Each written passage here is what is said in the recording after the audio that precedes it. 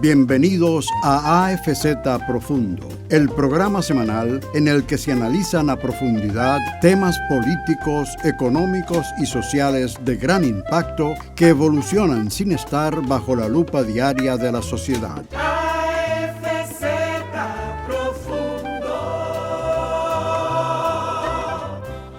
Hola, muy buenos días. Estamos en domingo y como es de costumbre, AFZ Profundo está de nuevo en el aire y en sus hogares.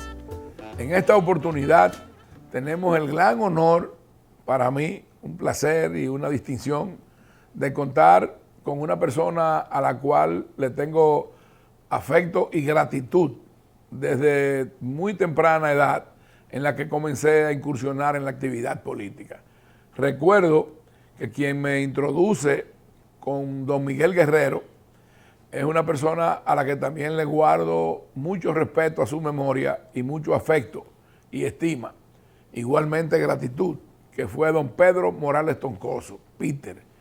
En ese momento, Miguel Guerrero era el vicepresidente de Relaciones Públicas y no sé qué otro título tenía también, no recuerdo ahora, esa posición, del Central Romana Corporation, de la empresa más grande, más importante que tenía en ese momento el país y que ha tenido a través de la historia. Y bueno, sacaba su tiempo para darnos orientaciones, consejos y también tips para nosotros manejarnos en los medios de comunicación. Cuando nosotros éramos la Juventud Reformista, que posteriormente pasó a ser la Juventud Reformista o Social Cristiana, y Miguel nos ayudó porque de alguna manera su relación con esa empresa y con quien la presidía, que era el ingeniero Carlos Morales Troncoso, pues le inclinaban a apoyar el que el país se enrumbara por nuevos rumbos, nuevos caminos, que hubiera un cambio en la dirección del Estado. Estamos hablando del año 1982, acabamos de salir del gobierno del presidente Antonio Guzmán, que lamentablemente tuvo un triste final porque se suicidó. Muchas de las generaciones presentes no conocen esa parte de la historia. Posteriormente asumió por un espacio de 44 días el vicepresidente hoy fallecido, licenciado Jacobo Magluta, y en las elecciones del año 1982 triunfó el doctor Salvador Jorge Blanco. Bueno, yo quiero hablar con Miguel, que ha sido un protagonista de primera fila de los últimos, vamos a decirlo así, 55, 60 años de la República Dominicana, y estando en los círculos de poder real, en ese sector empresarial, y donde también él ha estado en el medio de donde se crean las opiniones y donde se orienta hacia la opinión pública los debates en el país. Miguel ha tenido una larga, fructífera y muy grandilocuente historia en su vida profesional, en su vida familiar, en su vida personal, y no lo digo por halagarlo, sino porque estoy consciente de ello y me siento muy orgulloso de su amistad y agradecido por esos consejos que nos daba a un grupo numeroso de jóvenes, entre los que yo puedo citar al actual ministro de Industria y Comercio, Víctor Bisonó Azaíto, a Milton Ginebra, a Fausto Jaques, a un grupo de nosotros que nos habíamos aglutinado en torno a lo que era la juventud del presidente Balaguer. Miguel, cuéntanos por favor cuál es la experiencia que tú has sacado de haber incursionado en tantas actividades, de haber sido funcionario de muy alto nivel en el gobierno del presidente Balaguer, cargo al cual renunciaste por diferencias que para ti eran inaceptables y que en su momento diste las razones por las cuales abandonaste ese cargo. Igualmente también estuviste en una posición muy importante en el primer gobierno del presidente Leonel Fernández y también por razones que en su momento expusiste, saliste también de esa posición. Por eso me dice Miguel el breve, ¿no? El breve. No, cuando escuchaba tu presentación me recordé de un chiste o de un cuento que hacía siempre cuando tenía la oportunidad Monseñor Agripino Núñez Collado. Contaba Núñez Collado que en una oportunidad le costó o tuvo la obligación de asistir a un sepelio de un gran munícipe de un pueblo del Cibao.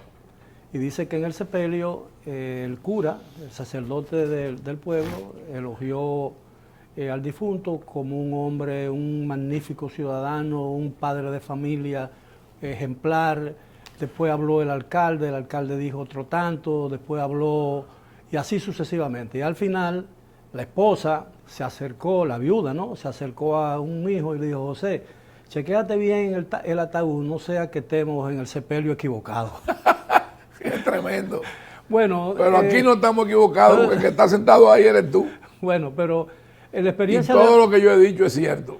Los años dejan su fruto, ¿no? A veces frutos amargos, a veces frutos que son tan dulces que uno no quisiera que terminaran nunca. Como tú dices, son muchos años de experiencia que he tenido en el ámbito de la política, en el ámbito del periodismo. Pero también nosotros no hemos hablado de otra faceta de Miguel, que también ha incursionado como historiador, también ha incursionado como literato, como escritor, con una larga lista de libros que ha escrito y que están en el mercado dominicano y que son muy interesantes y que aportan mucho a la historia de la República Dominicana. Bueno, en realidad yo lo que soy es periodista. Mi faceta de escritor yo digo que es una etapa superior de mi actividad periodística, ¿no? Quizá eso sea, y pienso muchas veces que pudo haber sido mi vocación natural. Y lo que tiene que ver con historiador es el hecho de que muchos de mis libros han versado sobre la historia reciente de la República Dominicana. Yo no soy un historiador formal, es decir, yo no estudié en la universidad para ser historiador. No, y esa ciencia se estudia. Eres multifacético. Sí, yo soy, tienes ese conocimiento innato, claro, esa vocación. Yo soy historiador porque escribo sobre historia y porque he dedicado los últimos años de mi vida, más de 20 años, a la investigación de la historia reciente de la República Dominicana. Ninguno de mis libros versa y se refiere a la independencia de la República, ni a la restauración, ni nada de eso, sino yo lo que he investigado muy arduamente durante muchos años, he dedicado muchas horas de mi vida, muchos años de mi vida, al conocimiento y la investigación de la historia reciente de la República Dominicana. Por eso mis libros, que tienen que ver con historia, relatan episodios, microepisodios diría yo, que van desde los finales de los años finales de la época de Trujillo hasta muy recientemente, porque mi último libro, que salió el año pasado, en octubre del año pasado, se refiere a los dos gobiernos del PRD que abarcaron el periodo 1978-1986. Vamos a decirle el nombre porque ese libro usted lo puede adquirir. Bueno, así mismo, 1978-1986, crónica de una transición fallida. ¿Por qué una transición fallida? Porque el PRD fue al poder en la creencia o con el deseo de la población que había votado por el partido para ponerle fin a un periodo que regresó con el fracaso del PRD en el gobierno. Es decir, él se está refiriendo a los 12 años que ejerció el presidente Balaguer entre el año 1966 y el 1978. En el 78 es electo y asume la presidencia de la República el presidente Antonio Guzmán, quien culmina trágicamente suicidándose en un área que estaba destinada a la barbería del Palacio Nacional, y también luego asume el presidente Jorge Blanco y termina mediante un proceso bastante tortuoso en el que incluso se tuvo que asilar y vestirse de mujer para poder evadir la persecución policial, pero también fue encarcelado. Y por No, eso y fue condenado a 20 años en primera instancia. Sí. Cuando regresa el poder, el PRD, con las elecciones del 2000, que llega el presidente Hipólito Mejía, el gobierno de entonces se desentiende y se desinteresa por el tema, porque él estaba en un proceso aunque había sido condenado, pero estaba bajo el proceso de anulación de esa sentencia y estaba cumpliendo ya su condena domiciliariamente. En arresto domiciliario. Arresto domiciliario. Es interesante, fíjate, porque el libro mío más premiado, que se llama Al borde del caos, que es la historia oculta de la crisis postelectoral de 1978, comienza con la final de los 12 años de Balaguer, de los primeros años de Balaguer, sí. Y comienza con el inicio del mandato de Antonio Guzmán. Y este último comienza con la terminación del mandato de Jorge Blanco y termina con el regreso de Balaguer en el poder en 1986. Son de las cosas... Pero no abarca el periodo de Hipólito del 2000. No, abarca 2004. Solamente de 1978 a 1986. Ajá. Y esas dos cifras son parte del título del libro. Es decir, 1978 a 1986, crónica de una transición fallida. Mucha gente ha dicho que el libro es premonitorio, en el sentido de que muchas de las cosas que se vieron y que dificultaron o que provocaron la interrupción del PRD en el poder en 1986 tuvieron mucho que ver o se estarían repitiendo en el mandato del señor Luis Abinader. El libro no fue escrito con esa intención, obviamente, porque salió en el 2020 con apenas 1 o 2 meses del gobierno actual en el poder. Y evidentemente cuando el libro entró en prensa, todavía el presidente Abinader no había asumido el poder, de manera pues que Pero por eso quizá algunos dicen que es premonitor. Sí, por eso, pero esa no era una intención del libro. Del libro.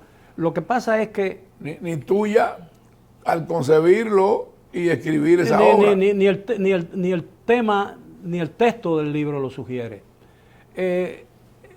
Algo sí...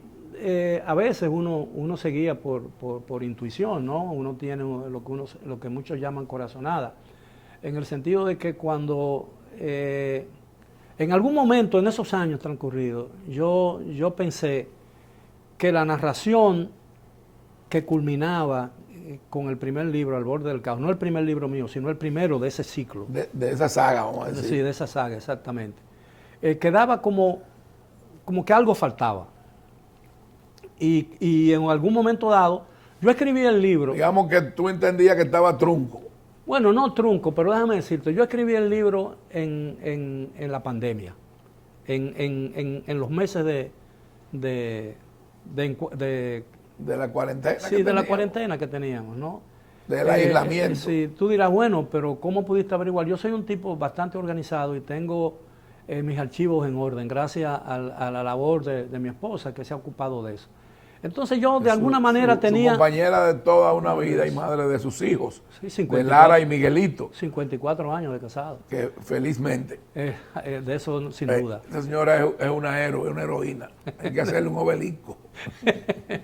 Bueno, la verdad es que entendía, no sé, algo me empujó. Y me imagino que mucho de eso lo hiciste en la tranquilidad de tu espacio de retiro espiritual, familiar, allá en Metro. No, aquí. Aquí en tu casa, aquí. Sí, porque lo más difícil para mí ha sido a lo largo de toda mi experiencia como escritor, no es la redacción de un libro, sino la organización del tema, la acumulación de documentos, el ordenamiento, la cronología que muchas veces un libro cronológicamente todo eso. Entonces eso todo lo tenía yo.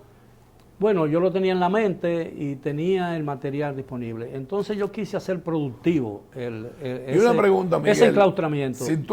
Si enfocamos la primera de esas obras, ¿qué conclusión tú podrías decirle y que genere el interés en el público para buscar el libro y con avidez leerlo, que es, digamos, lo que tú tienes o lo que la gente puede concluir como el mensaje que tú quieres llevar.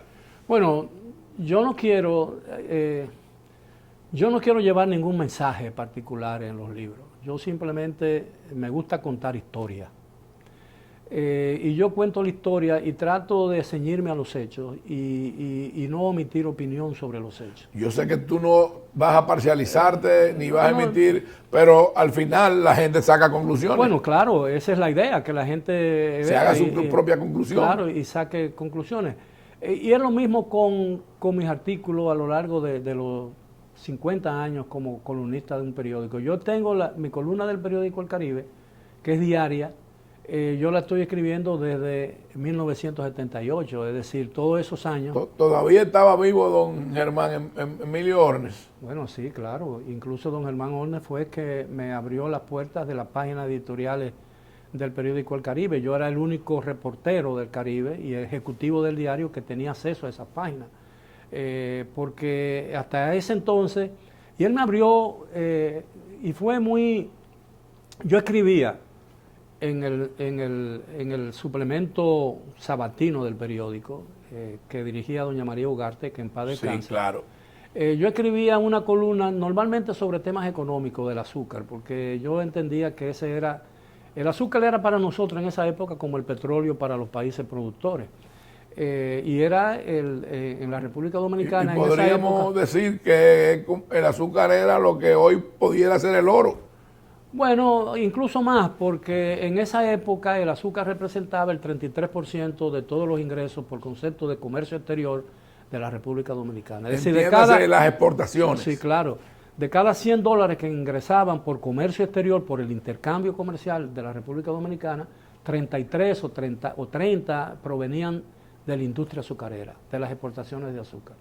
Recuerde que él está hablando en una época en que teníamos un turismo en ciernes. Bueno, no existía el turismo porque todavía. Eso sí. Fue creado por el presidente Balaguer cuando declara el primer polo turístico, que fue el de Puerto Plata. El de Puerto Plata, sí. Y de ahí a la fecha, bueno, vamos por un tercer y un cuarto polo turístico, que también el presidente Balaguer es el que le dio el impulso al polo turístico del este, que está centrado en el enclave de Punta Cana, Macao, Bávaro, y ahora con nuevas opciones como la de Cap Cana y lógicamente el más emblemático de todos, que es Casa de Campo, el Central Romana. ¿Cómo tú entras al Central Romana, Miguel?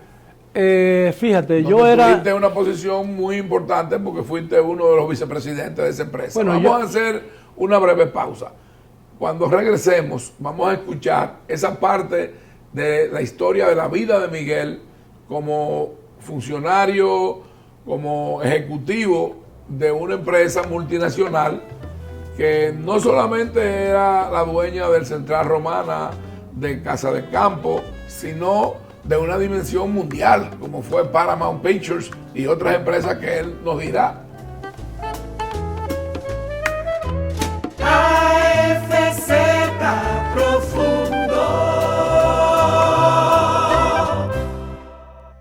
En Plaza Lama, lo que quieras es posible con nosotros. Pídelo, búscalo, regálatelo. Lo que tú quieras es posible en Plaza Lama. Nevera Tecnomaster, 12 pies cúbicos, no frost, silver. Un año de garantía en piezas y servicios, 29,995. Televisor LED Silo, 32 pulgadas, Smart HD. Un año de garantía en piezas y servicios, 14,495. Ofertas válidas hasta el 30 de septiembre del 2021. Plaza Lama, la super tienda. AFZ Profundo.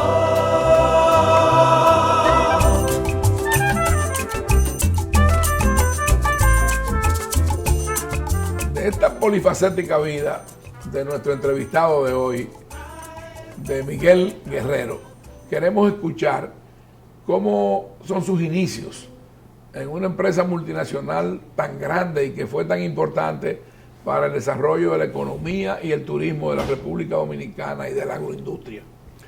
Bueno, yo llegué ahí fortuitamente. Yo era su jefe de redacción del periódico El Caribe y encargado de la información nacional. Y como tal, en esa doble condición, yo era miembro del staff que todos los días, del alto consejo de redacción del periódico, que presidía don Germán, y también Cuchito Álvarez, Antonio Emilio y Manuel Severino, que en paz descanse. Cuchito también, que en paz descanse, por supuesto, y Manuel Quirós, que comenzaba. Antonio Emilio es un mutuo amigo y una gran persona, hijo de don Germán Emilio Ornes. Así es. Bueno, yo ya no era corresponsal de la UPI, pero había trabajado como corresponsal también para el periódico El Mundo de Puerto Rico. Yo tenía una columna fija que salía 2 veces por semana, también tenía, esa misma columna salía una vez a la semana en el Nuevo Herald de Miami. Es bueno que ustedes sepan, cuando él dice la UPI, que es la United Press International, una de las agencias de prensa mundiales más importantes y más grandes del mundo. Sí, pero ya no, AFP pero ya UPI no porque era privada, ya no existe, hace mucho tiempo.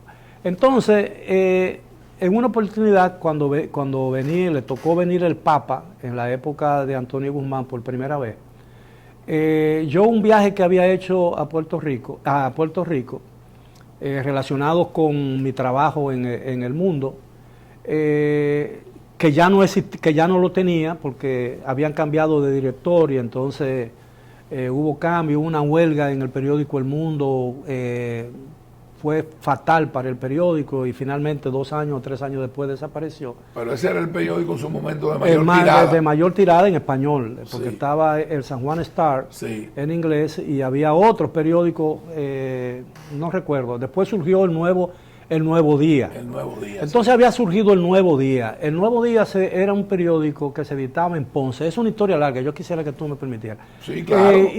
Pero el Día era propiedad de la familia Ferré, que era una de las familias más ricas, pero estaban muy ligados políticamente al Partido Nuevo Progresista, que era un partido estatista, es decir... Que tuvo uno de sus más conspicuos representantes como gobernador. Luis Ferré. Don Luis Ferré. Y después Maurice Ferré. Exactamente. Bueno, Maurice Ferré fue alcalde de la ciudad de Miami. Yo tuve la oportunidad de conocerlo porque nos hicimos muy amigos. El caso es que en esa época habían nombrado, se había trasladado el periódico, ya tenía 1 año y pico, 2 años, de Ponce a San Juan. Y Carlos Castañeda, que era un gran periodista cubano, que era amigo mío también, estaba dirigiendo un proyecto para hacer una revista propiedad de los Ferré, latinoamericana, para sustituir la revista Life en español, que había dejado de salir, no sé si había dejado de salir y todo eso.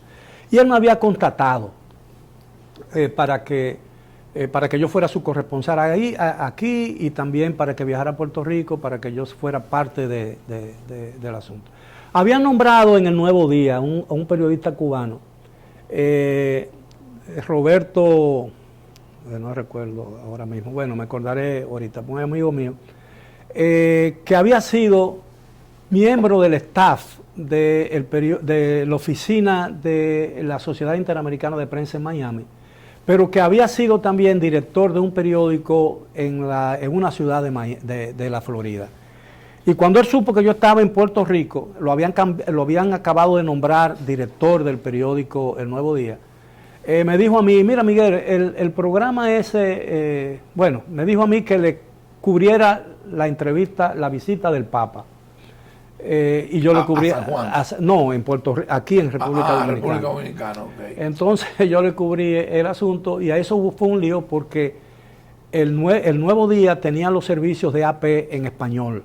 Y AP, como era su principal cliente, había mandado 3 periodistas para cubrir la visita del Papa, pero ninguno de los reportajes que ellos enviaron, esos 3 periodistas de AP, lo publicó el periódico, sino que publicó los reportajes que yo le mandé. Entonces él me ofreció que me olvidara del proyecto de Castañeda, que era del mismo dueño, ¿no? Porque era un proyecto a largo plazo y que todavía eso estaba todavía en ciernes, y que él necesitaba una gente como yo para ser jefe de redacción del periódico El Nuevo Día. Entonces me contrataron, pero no firmé ningún contrato, todo verbal, me trasladé yo allá, vendí casi todo lo que tenía aquí en mi casa y me fui. En esos días... Esa parte no la sabía yo, sí, te fuiste a residir allá. Sí, sí, me hicieron una despedida en el periódico y todo ese asunto, y me fui yo delante primero y estaba allá. Cuando yo estaba allá, el gobernador de Puerto Rico era Romero Barceló. Y Romero Barceló era del partido de Ferré, por supuesto. Y en esos días, anteriormente, la policía de puertorriqueña había dado muerte a 2 dirigentes del Partido Independentista de Puerto Rico en un sitio que se llama Cerro Maravilla, en las cercanías de San Juan. Y eso era un misterio porque no se había aclarado. Entonces, en esos días, estando yo ya en Puerto Rico, aunque no había hecho todavía, no había asumido oficialmente las funciones de jefe de redacción, y estaba buscando una casa para que mi familia se trasladara allá, Roberto Fabricio consigue una entrevista con Romero Barceló y le pregunta, por supuesto, sobre el caso de Cerro Maravilla. Y el gobernador de Puerto Rico se desnudó frente a Fabricio, es decir, le contó todo, pero antes de contarle todo, le arrancó un compromiso de off the record, es decir, yo te lo voy a contar, pero fuera de récord. Sí, tú no me puedes atribuir eso porque no lo puedes atribuir. Bueno, él se fue y a la semana siguiente o a los 3 o 4 días, una joven de AP entrevistó a Romero Barceló y publicó lo de Cerro Maravilla que él sabía. Y él escribió un editorial. Bueno, ya después de tantos años, y ya eso está desclasificado, vamos a decir así. Sí, ¿Cuál fue el caso de Cerro Maravilla? Bueno, lo mataron y él le dio una explicación, eso todavía... Fue un crimen de Estado. Sí, fue evidentemente, mataron, la policía mató a dos dirigentes independentistas, yo no recuerdo bien las circunstancias específicas. Pero hay que recordar, específicas, para los que son de generaciones posteriores, que también el Partido Independentista en Puerto Rico cometió acciones que también eran de carácter terrorista. Bueno, pero ya el terrorismo no existía como cuando estaba muchos años antes, ¿no? El problema es que él escribe es el partido que posteriormente lidera Rubén Berríos. Sí, claro. El senador. Sí, y él escribe un editorial y lo publica en la portada del periódico. Y lo titula como un mea culpa. Y natural, ese es el amigo tuyo. Sí, Roberto Fabricio, el director del periódico. Sí. Publica un editorial, lo publica en primera página con el título Mea culpa, pidiéndole excusa a la opinión pública puertorriqueña, porque él tenía esa información, pero que el gobernador le había dicho esto, y ya tú sabes, dice barbaridades sobre el gobernador. ¿Por qué eso es tan importante? Porque cuando Castañeda convence a los Ferré de que trasladen el periódico y lo modernicen de Caguas, de Ponce, que era un periódico pequeño de provincia, y lo trasladen a San Juan, de la capital, el periódico se amplía, se convierte en un gran periódico, y para que no haya una vinculación entre la política editorial y la política informativa del periódico con los intereses de los Ferré y los intereses del Partido Nuevo Progresista, el periódico Castañeda decidió, como primer director del Nuevo Día, de que no iba a tener editorial. Y el periódico no tenía editorial. Lo que tenía era artículos de opinión y ahí se publicaban mis artículos de opinión. Entonces, violó una norma del periódico y escribió un asunto, entonces a él le pidieron la renuncia. Y entonces... La familia propietaria del periódico. Le pidió la renuncia. Y él tuvo que renunciar. ¿Y de alguna manera habría sentido esa familia presiones políticas para pedir la renuncia? No, porque el periódico era de los Ferré, los Ferré eran miembros... del Partido Nuevo Progresista. No, eran los líderes del partido, Ferré era el líder, y entonces Romero Barceló era gobernador y miembro de ese partido, gran amigo protegido de Ferré, de Luisa Ferré, y lo obligan a renunciar. Entonces yo quedo en el medio. Y entonces estoy en una situación, pero días antes de eso, cuando yo sabía que algo se avecinaba, yo me encuentro con Peter Morales en Puerto Rico, que éramos muy amigos, tú sabes, la amistad que no... Peter es que me presenta a Carlos Morales en mucho tiempo después. Y entonces yo le estoy explicando de eso y dije, Peter, yo creo que yo he cometido un gran error. Porque... Estamos hablando de Carlos Morales Troncoso, sí, el ex vicepresidente en 2 oportunidades con el presidente Balaguer y ex canciller también con el presidente Balaguer y con el presidente Leonel Fernández. Sí. Bueno, entonces yo le explico que creo que he cometido un error porque me voy a quedar en el aire. Bueno, yo iba a conseguir trabajo porque, pero ellos me iban a conseguir el visado de trabajo, entonces yo era prácticamente, iba a quedar en una posición difícil en Puerto Rico. Y esa noche Peter me llamó porque sabía que yo estaba en el periódico. Yo todavía estaba yendo al periódico, pero sin ejercer ninguna función. Y cenamos esa noche y yo le explico, me dice, yo te preocupes, yo voy a hablar con Carlos Morales, con mi hermano Carlos, que era presidente del asunto. Y él le explicó a Carlos, entonces Carlos me dijo que, él me llamó y me dijo que me iba a recibir aquí. Yo vengo aquí y... ¿En Romana o...? No, aquí a Santo Domingo, donde estaba la oficina que llamaban la Casa Blanca. La Casa Blanca. Sí. Que ahora, después había un asunto de León Jiménez, creo. Sí, pero ahí estaba, eso estaba... detrás de la Torre Nueva del Popular. Del Popular, exactamente. Casi esquina el John F. Kennedy. Sí. Bueno, y entonces Morales me dice a mí, bueno, hablamos, conversamos, tenemos como una entrevista como de 1 hora.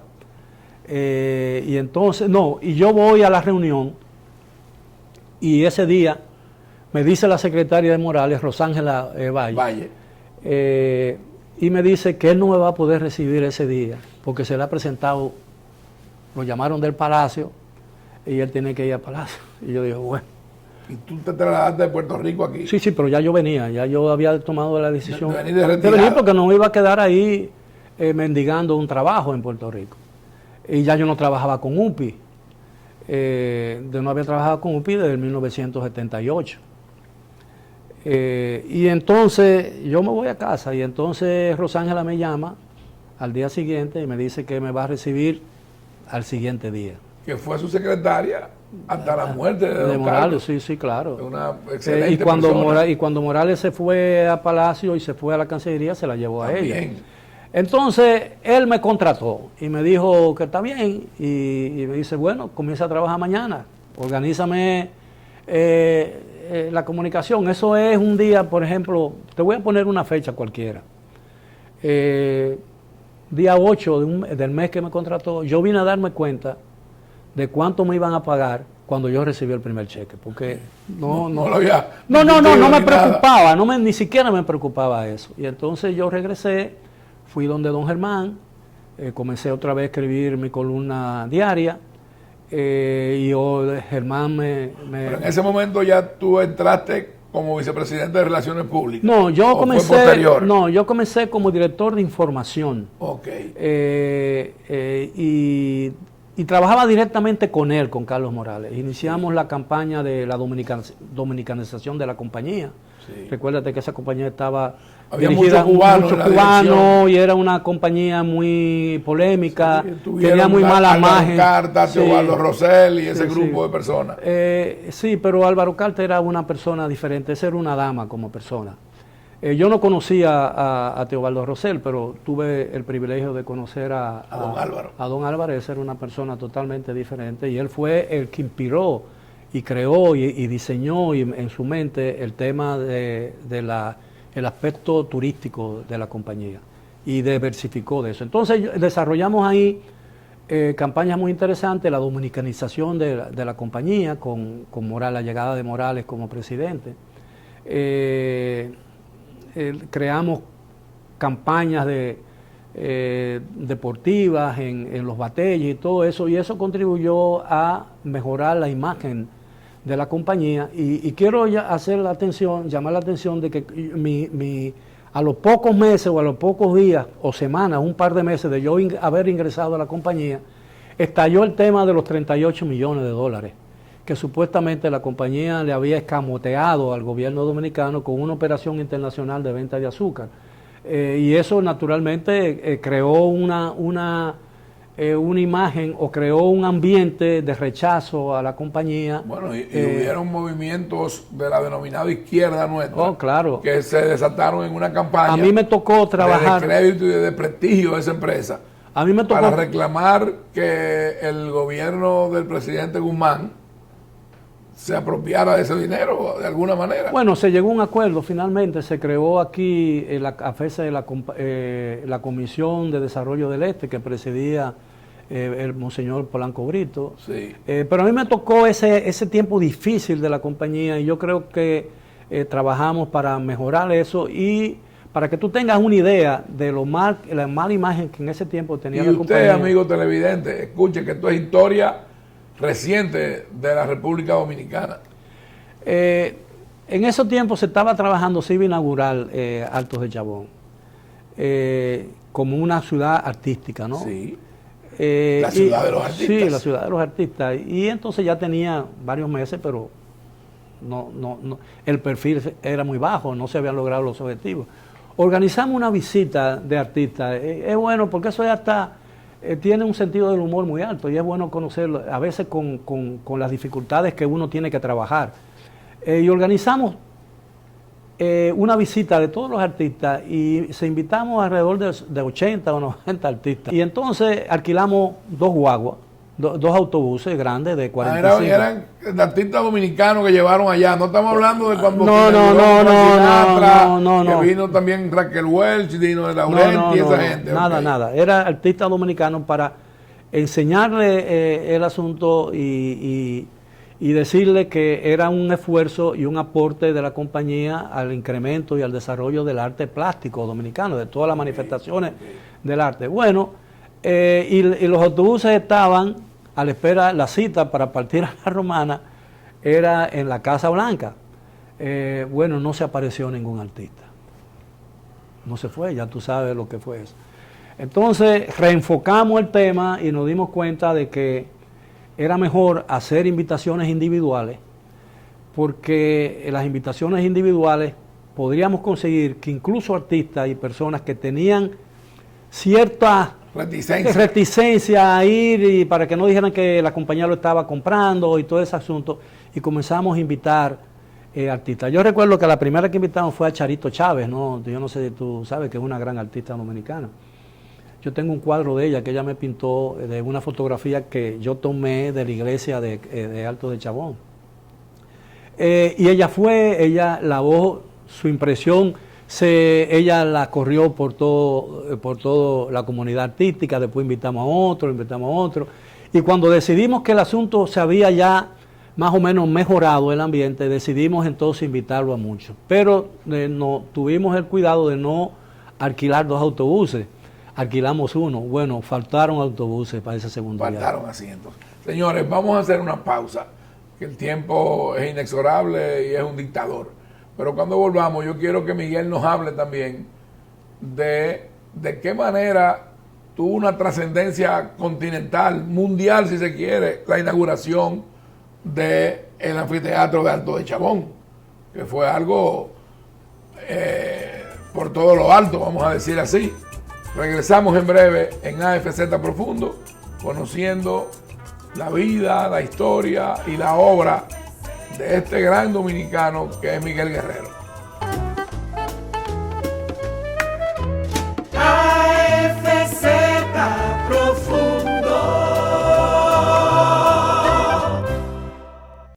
En Plaza Lama, lo que quieras es posible con nosotros. Pídelo, búscalo, regálatelo. Lo que tú quieras es posible en Plaza Lama. Nevera Tecnomaster, 12 pies cúbicos, no frost, silver. Un año de garantía en piezas y servicios, 29,995. Televisor LED Silo, 32 pulgadas, Smart HD. Un año de garantía en piezas y servicios, 14,495.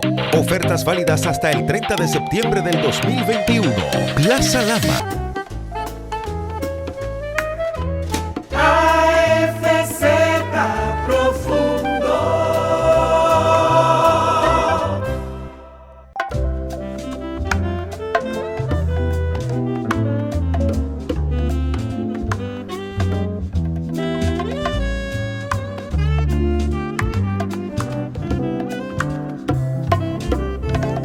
De regreso en AFZ Profundo, tratando temas interesantes de la vida y de la historia de la República Dominicana que ha vivido Miguel Guerrero, que ha sido un protagonista estelar de los últimos 50 años de este país. Vamos a hablar brevemente de lo que fue la inauguración de Altos de Chabón, del anfiteatro y también del montaje de Miss Universo en República Dominicana. Bueno, el montaje de Miss Universo, cuando se hizo en el Teatro Nacional, yo no trabajaba todavía en el Central Romana. Pero lo viviste. Sí, sí, claro. Y el tema de Altos de Chabón, normalmente las cosas que tenían que ver con Altos de Chabón, especialmente ese tipo de actividad que implicaba la invitación a personalidades del mundo artístico internacional, eso lo manejaba directamente la compañía desde Nueva York. A través de las oficinas de New York. Y en realidad el trabajo mío era local, esencialmente local. Hay que recordar que como el Central Romana era parte de una gran corporación llamada Gulf and Western of Americas, y esa empresa era la dueña de Paramount Pictures, tenían una relación y un vínculo con todos esos artistas. Bueno, la America Corporation era la filial de Gulf and Western. Sí. Gulf and Western Industry. Y la American Corporation era una compañía global. Sí, claro. Bueno, en realidad yo creo, y con el tiempo lo he confirmado, que mi contratación en el Central Romana, los esfuerzos de Peter, mi gran amigo Peter, a quien yo quise mucho y le quedé muy agradecido toda mi vida. Al igual yo. Y al ingeniero Carlos Morales Troncoso. El testimonio de gratitud de esa relación y del trato que me dispensaron don Peter y don Carlos. Y en realidad yo creo que mi llegada a eso tenía más objetivo que proteger a Carlos Morales Troncoso, protegerlo desde el punto de vista de la comunicación y de su imagen pública, porque evidentemente su designación como jefe del Central Romana y de Gulf and Western America Corporation en la República Dominicana generó mucho recelo en la propia compañía localmente. Y de un grupo que no eran propiamente dominicanos. No, exactamente. Había una élite que venía. Casi todos los departamentos importantes estaban dirigidos por cubanos, profesionales cubanos. Es el caso, por ejemplo, de Carlixto García. Bueno, sí, en ganadería. En ganadería. Nombraron a Julio Montaz. Entonces, esa etapa inicial de mi ingreso a la compañía que yo viví fue la que nosotros denominamos la dominicanización de Gulf and Western America Corporation, que fue muy exitosa porque la mayoría de los cargos importantes en la compañía pasaron a ser de profesionales dominicanos, que ya trabajaban en la compañía, muchos de ellos, pero en composiciones intermedias, que fueron ascendiendo hasta que prácticamente todos los altos dirigentes, con muy pocas excepciones, eran ya dominicanos. De principalía. Hemos hablado sobre este tema, pero yo quiero volver al tema que motivó el que yo me interesara tanto en que Miguel Guerrero estuviera con nosotros. Miguel, cuéntanos la experiencia de tu relación con el presidente Balaguer, cómo se inicia,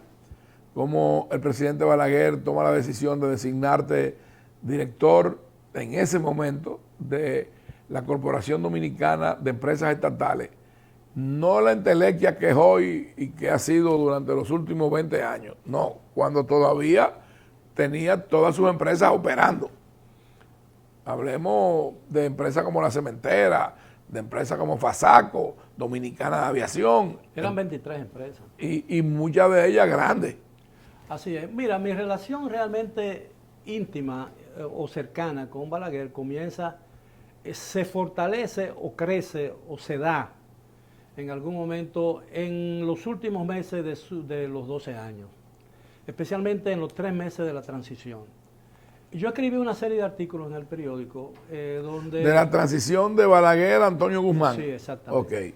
Okay. Yo escribí varios artículos que tenían que ver con la importancia, donde yo desatanizaba los 12 años y donde yo escribía que que una de las críticas más grandes que se le hacían a Balaguer, y que evidentemente estaban hasta cierto punto justificadas, que era el asunto de los derechos humanos. Yo decía en muchos de esos artículos que el tema, que el respeto a los derechos humanos no se crea, y una democracia no se crea mediante un decreto ni la aprobación de una ley por el Congreso. Es porque la democracia es un hábito de conducta, es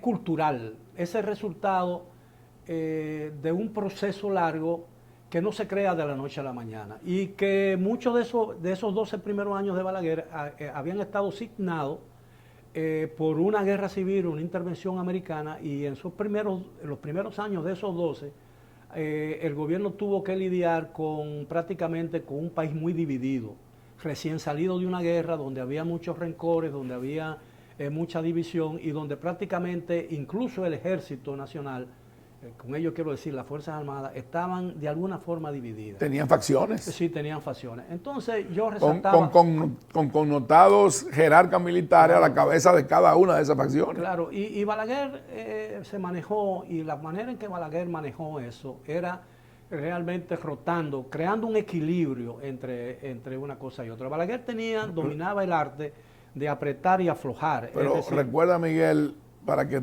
los dominicanos más jóvenes entiendan, que el presidente Balaguer llegó a decir, y que tú no digas por qué tú entiendes que llegó a decirlo, que aquí habían incontrolables. Así es, había muchos incontrolables, y eran fuerzas que escapaban a su control. Oscuras. Y eso no lo justifica. Yo no quiero justificar las violaciones a los derechos humanos en la época. Bajo ningún concepto. Pero yo lo que entiendo es que, como quiero decir, ningún otro presidente hubiera podido hacer un gobierno totalmente diferente al que hizo Balaguer. Fíjense que cuando Balaguer regresa al poder en el 86, esos últimos 10 años de Balaguer son diametralmente opuestos y completamente el respeto a las libertades públicas, a los derechos humanos y a la expresión de la gente. Pero yo quiero traer a colación... No, pero es muy importante que aclare antes porque también le da, hace su mella en el cerebro, ¿no? Hay que resaltar que algunas de las cosas que se le atribuían a Balaguer, una de las principales dolores de cabeza de Balaguer era la lucha contra la izquierda. Sí. Y que le decían que él perseguía, en esos primeros 12 años, las actividades de izquierda, en los partidos comunistas estaban ilegalizados, tenían que actuar en la clandestinidad. Es Balaguer cuando regresa que lo legaliza, Balaguer, y que inicia un proceso de distensión con el gobierno comunista de Cuba. No solamente permite la entrada de los líderes del PRD, sino que también legaliza el Partido Comunista Dominicano. Pero yo también quiero recordar algo. Aquí hay muchas personas, muchos revolucionarios, entre comillas, que quieren tergiversar la realidad histórica, que quieren manipular los hechos que acaecieron y que ocurrieron. Para esa época, Miguel lo sabe perfectamente y quiero oír su opinión. Los Estados Unidos, a través de la Agencia Central de Inteligencia, puso en práctica y llevó a cabo lo que se denominó la Operación Cóndor, que fue más, digamos, dramática y mucho más cruenta en Sudamérica, pero también tuvo parte en Centroamérica y el Caribe. Y aquí hay que recordar que no era con un flyer catcher que estábamos bregando. Acuérdense del secuestro del coronel Crowley, acuérdense del secuestro de la Embajada de Venezuela, del asalto a la sucursal del banco en lo que hoy es Plaza Naco. Y hay gente de esas que aquí se han querido inmortalizar como que eran líderes. En mi opinión, no la de Miguel, eran delincuentes comunes. Bueno, la verdad es que la situación de derechos humanos cambió totalmente porque, como traté de decir, el respeto de los derechos humanos no es más que el resultado de un largo proceso de democratización. Es decir, porque el respeto y la preservación de esos derechos depende no solamente de una ley y ni se sustenta tampoco de la voluntad del gobierno, que se respeten, sino también de la actitud que asuman frente a los derechos humanos las personas o las instituciones responsables de velar porque esos derechos se respeten. Es Pero decir, no solamente el policía, que va a velar porque se respeten, Miguel, sino el ciudadano, claro, que tiene que entender que así como tiene deberes, también tiene derechos, pero hay que cumplir con los cánones de la ley.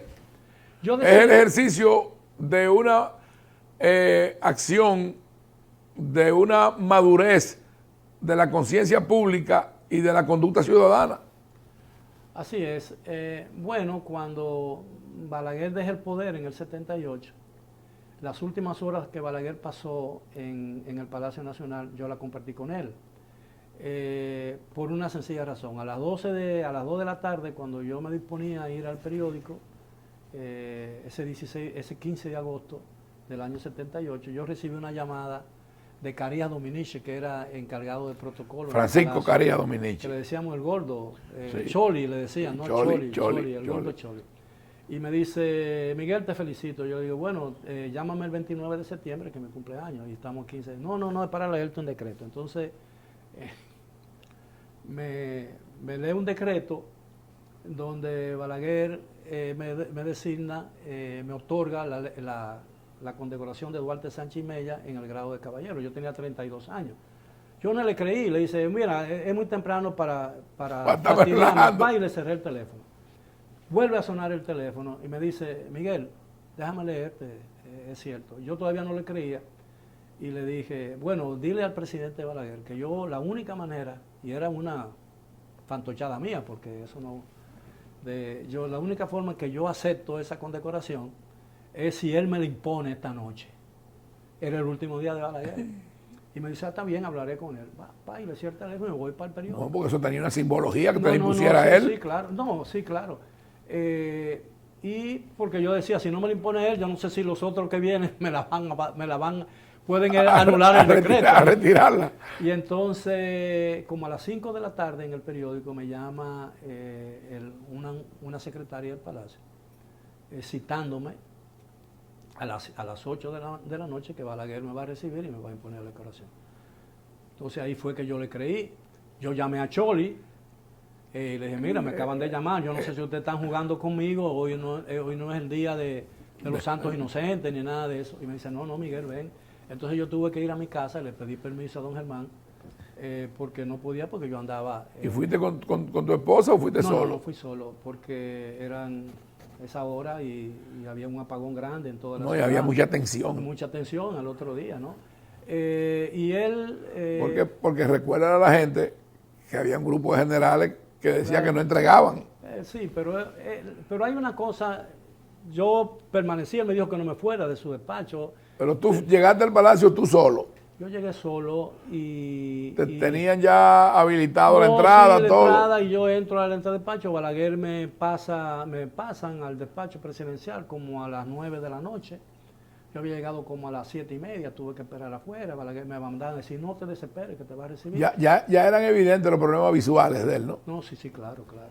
Pero no tan pronunciado como al final. Y entonces me entran al despacho, pero él está atendiendo a una monjita y le entregan unas cosas a la monjita. Y entonces me quedo yo solo con Balaguer ahí, y Perebello, y Bello Andino. Y Peñita, que era el... Sí, Peñita, claro. Era el taquígrafo. El escribiente ese. Y don Peter no estaba. No estaba Peter. Y avanza el día, entonces Balaguer me dice, mire, yo le dije, y entonces manda a Bello a buscar la condecoración. Y no aparece la condecoración, porque no había en Palacio. Eso es la Cancillería que lo da. Y entonces me dice, Balaguer le dice, mire, no puedo. Le dije, mire, presidente, yo lo que necesito es una foto. Y me dice... Sí, porque esas condecoraciones, lo más seguro, estaban en el despacho de Amablito Nadal Rincón, guardadas ahí. Sí, entiendo, ¿no? Y entonces mandan a buscar el fotógrafo y me dice, pero busquen algo, la medalla para ponerle. Dice, presidente, la foto. Y yo saqué una moneda de 50 centavos. Antes existía una moneda grande. Sí, grande. Y entonces Balaguer me toma la foto y por eso es que Balaguer aparece riéndose en esa fotografía. Naturalmente, el gobierno que sigue, de Antonio Guzmán nombra a Milo Jiménez como canciller, y Milo Jiménez me llama como 2 semanas después, me dice, Guerrero, Timacle me llamaba, Sí, decir, Timacle. pásese por aquí, que aquí está Su condecoración. su condecoración. Me Que fue un gesto que hay que reconocer. Claro. Sí, claro, porque era un decreto presidencial, no la tenían que anular el decreto. No, claro. Y entonces yo tengo el diploma, tengo todo ese tipo, pero nunca me he puesto eso. Mira, Miguel, ya me están haciendo señas. ¿Por qué tú renuncias de Corde? Bueno, porque lo que Balaguer y yo habíamos... Yo conozco la historia, pero yo quiero que la conozca el pueblo dominicano, de tu boca. Sí, porque lo que Balaguer y yo habíamos hablado, porque yo era director de Inazúcar, él un día me llama. Yo le había dicho a Bello que yo me iba porque yo estaba ganando muy poco, lo que ganaba como director de Inazúcar eran 1.500 pesos mensuales. Una chilata. Una chilata. Y yo ganaba en el Central Romana 4 veces eso, por supuesto. Y entonces yo había hablado con Orne y yo estaba dispuesto a regresar al periódico El Caribe. Y entonces a la mañana siguiente Balaguer me llama y me ofrece la dirección de Corde. Y conversamos. ¿De qué año estamos hablando específicamente? Octubre del 87. No, noviembre del 87. 13 de noviembre. Okay. Él me llama el 11 y yo tomo posesión el día 13. Cuando él comienza... Yo comienzo a tomar medidas y decisiones bajo su decisión y su visto bueno, pero de pronto yo veo que algunas de las cosas que yo hago, Palacio la detiene. Entonces, cuando la CDE estaba en crisis grave, pero cuando yo le mandaba una cosa a Balaguer de la CDE, no se la podía mandar a través de Luis Toral, que era secretario administrativo, porque Luis Toral y el difunto Guaroa Liranzo, manejaban la corporación de aviación. Cuando le iba a mandar un informe sobre el cemento, que había una crisis grave de cemento, no se la podía mandar sobre a través de Bello Andino, porque ese era un área de Bello Andino, y así sucesivamente. Y entonces yo me le quejé a Balaguer, y entonces Balaguer dejó de recibirme. Y entonces yo le entregué, le dije, mire, quédese con su asunto. Yo entiendo que no es que él dejó de recibirte, es que esa gente lo bloqueaba, Claro, y probablemente claro. no le decían que tú estabas ahí. Sí. Eso era un entramado de gente ahí que creó mucho problema y que le hizo mucho daño a él. Yo lo digo claro. Claro. Porque ahora nos queda un minuto. En ese minuto, dinos cuál fue tu relación con el presidente Leonel Fernández y por qué también tú renuncias. Bueno, yo no fui nunca un gran amigo de Leonel Fernández. Yo lo conocía, tendía una gran admiración y siento una gran admiración todavía sobre él. Mi oposición a Leonel Fernández nada tiene que ver personal. Leonel Fernández ha dicho muchas veces, lo ha dicho y lo ha reiterado, que el ejercicio prolongado del poder es dañino a la democracia, y él ha sido 3 veces presidente de la República. Yo creo que el país necesita una renovación. Su afán de ser nuevamente presidente de la República, yo creo que le haría mucho daño a él y le haría mucho daño a la democracia Pero yo dominicana. vuelvo e insisto, Bueno, ¿por qué renunciaste? Bueno, porque Recordemos que él fue designado como el primer speaker o el primer vocero de la presidencia de la República. Y funcionó bien. Yo le había dicho en un viaje que hicimos juntos, a un seminario organizado por el gobierno de los Estados Unidos a través de la UCI aquí, en Quito, en Nueva York y en Washington. Viajamos él y yo solo como representantes de la República Dominicana. Él era entonces candidato a la vicepresidencia. Con Bosch. Con Bosch. Entonces hablamos en eso. Eso fue en el año 90. En el año 90, más o menos, Sí. 89, 90. Nos hicimos amigos, yo le expliqué y hablamos. Él estaba muy interesado en cómo funcionaba una oficina de prensa. Yo le dije incluso que yo tenía una tesis sobre eso y se la hice llegar después. Y él cuando ganó, yo la apoyé en la campaña porque yo entendía que él era la renovación que en ese momento el país necesitaba. En el 96. En el 96. Incluso le presenté a mucha gente, le presenté a Carlos Morales, le presenté a Ricardín Hernández y le presenté a mucha gente que después fueron grandes promotores de él. Y él me nombró. Que mucha gente no sabe que Miguel y yo éramos vecinos de Leonel. Yo sigo siendo su vecino, pero Miguel vivía en el edificio contiguo también. Vivía primero que él. Sí, claro. Ahí. Porque ese edificio es familiar de ustedes. Bueno, sí, ya no, ya yo, bueno, eso tiene otra historia. Y entonces él comenzó, muy bien, la idea era que yo me iba a reunir haciendo el papel de speaker, de vocero, me iba a reunir, yo le dije, yo no le voy a quitar mucho tiempo, yo necesito hablar con usted por la mañana y por la tarde, 2 veces para primero darle un resumen de cuál es el sentimiento de la prensa, tanto en la mañana y en la tarde, para dotarlo. Usted me dice, yo le digo lo que quiere saber la prensa, usted me dice su opinión, yo se lo transmito. Eso y es muy estar en importante. sintonía. Sí. Y déjeme decirte, y me voy a tomar 30 segundos para decirlo. Yo le expliqué a él que un vocero hace a un presidente lo que un barandillero representa para el torero en una fiesta taurina.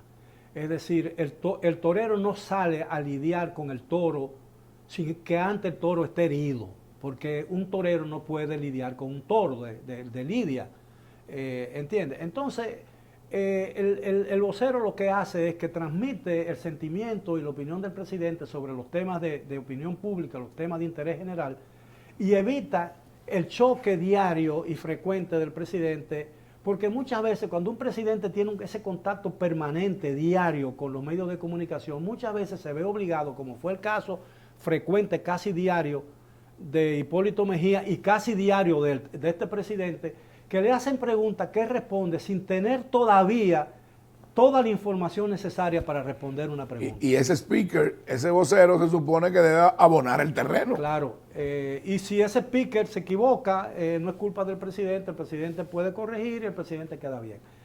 Entonces llegó un momento en que yo no era miembro del partido, nunca he sido miembro de ningún partido, entonces comenzaron mucha gente, es decir, y este tiene un proyecto, que hace este tipo, un avenedizo, este tipo de cosas. Y después ocurrió un incidente con un huracán Y yo puedo dar un testimonio también de que sé que tú eres una persona completamente independiente, que tú no respondes a los criterios que te establezcan y te trace nadie, sino a tu raciocinio. Pero déjame decirte el hecho, muy breve, el hecho que decidió finalmente, es decir, la gota que rebasa el vaso.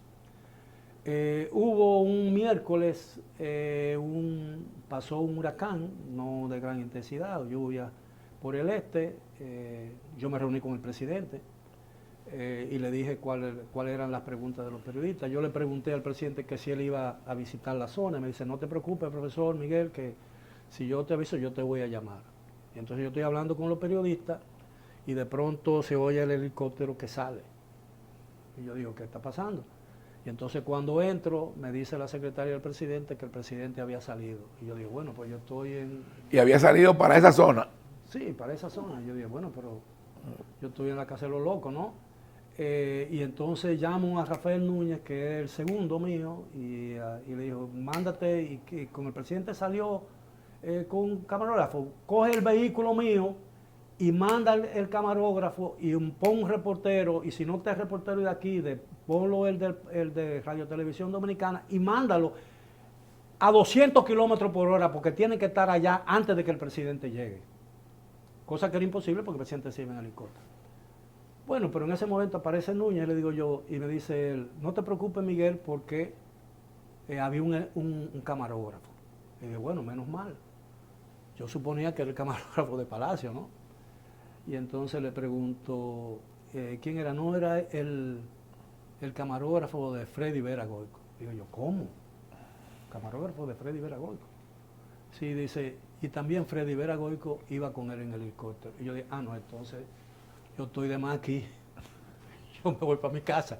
Cogí mi computadora, que era una laptop, le envolví en su cosa y me fui para mi casa. En mi casa escribí la carta de renuncia y fui en la tarde a entregárselo. Habían ocurrido cosas muy similares, muy parecidas. Incluso yo le había dicho al presidente, si usted me designó aquí para colgarme como un cuadro, cuélgueme en la sala, no en la cocina. ¿Entiendes? Entonces, cuando yo le entrego, voy a entregársela. Juan de Lancer, que era el secretario particular del presidente, no me da paso al despacho del presidente. Yo espero y al final, cuando me cansé de esperar, le dije, mira, toma la carta.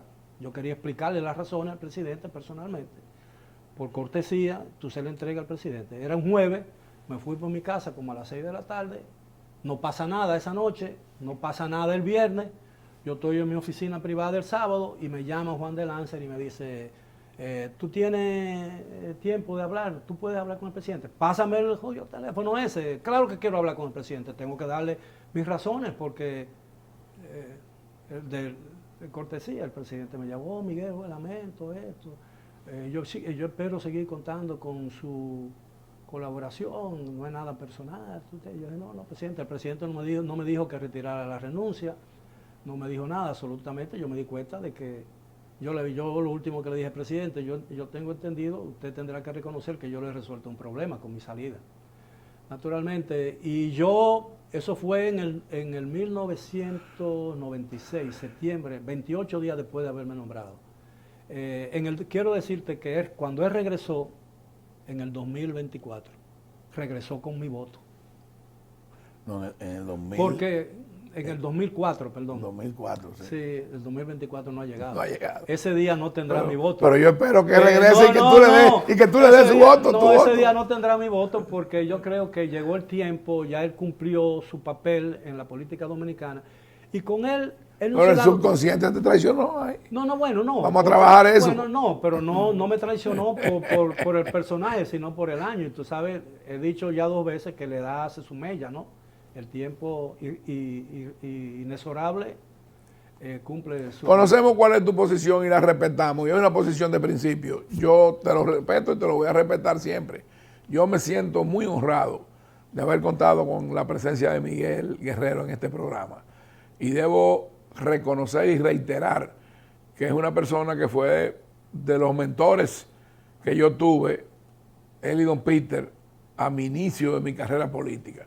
Yo llegué donde Miguel en el año 1980 y en ese mismo año yo me juramenté en el Partido Reformista y en el 1982 fui electo presidente nacional de la Juventud Reformista Social Cristiana, en la cual me mantuve en dicha posición por espacio de 22 años. ¿Tú me permites era un viejo. ¿Tú me permites palabras finales? Dígamela.